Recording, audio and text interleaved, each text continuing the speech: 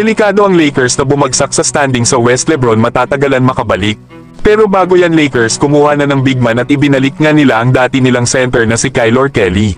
Galing nga ito ng Dallas Mavericks matapos itong mag-sign sa kanilang two-way contract noong January bago ito bumalik ng Lakers para sa kanilang G-League affiliate na South Bay Lakers. Na-waive kasi ang kanyang kontrata para magkaroon ng roster spot para sa two-way contract para kay Kai Jones. Lalo at kinailangan din ng Dallas Mavericks na kumuha ng big man dahil sa pagkakaroon ng injuries ng kanilang mga sentro na sila Derek Lively, Daniel Gafford at Anthony Davis. Kaya dahil sa free agent na ito ay kinuha ito ng South Bay Lakers muli. Lalo at magagamit nga nila ito sa kanilang center position. Isa kasi itong 7-footer at may edad naman na 27 years old. Naging undrafted nga ito noong 2020 NBA draft, habang ang kanya namang favorite player ay si Kristaps Porzingis. Kilala nga ito na isang shot blocker at merong outside shooting. Umaatake nga rin ito sa basket kaya good pick-up ito sa South Bay Lakers. Sa ngayon ay malabo pa itong makabalik sa roster ng Lakers para sa kanilang two-way contracts. Lalo at kompleto ang kanilang mga two-way players dito na andyan nga sila Christian Coloco, Jordan Goodwin at Trey Jemison. Pero hindi na mahihirapan pa ang Lakers sakali man nakukunin muli ng Lakers ang serbisyo ni Kyle Kelly. Samantalang Lakers possible bumagsak sa standings dahil sa nangyaring left groin injury ni LeBron James. Lalo at ayon pa sa report ay nasa multiple weeks ito possible mawala at hindi araw. Nahuli pa ngang nagtamo ng groin injury si LeBron ay sa taong 2018 palaban sa Golden State Warriors sa Christmas game. Na umabot nga ito ng 17 games na wala sa Lakers bago ito makalaro muli sa kanilang kupunan.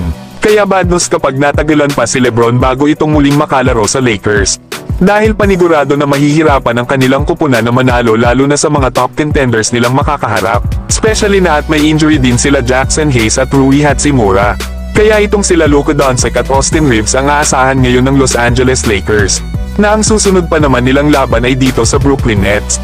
Pero pagkatapos ng Brooklyn Nets ay nakaabang naman ang mga kupunan ng Milwaukee Bucks, Denver Nuggets at Phoenix Suns.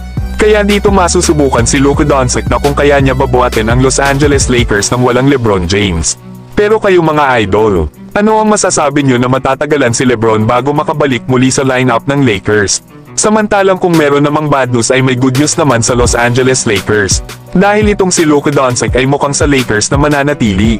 Lalo at ayon pa sa report ni Shams Charania ng ESPN. Ay bumili raw ito ng bahay sa Los Angeles kaya ibig sabihin ay possible na si Luka ay magstay sa Lakers at tanggapin ang contract extension na ibibigay dito ng kanilang kupunan.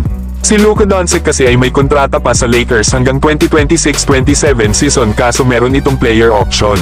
Kaya possible na pagdating ng off-season ng 2026 ay mag-off-out na ito sa kanyang player option para mag-sign ng panibagong kontrata sa Lakers.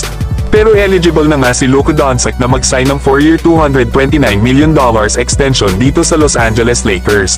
Kaya tingnan natin mga idol sa summer kung magagawa ba ng Lakers na mapag-sign ng contract extension si Luka Doncic.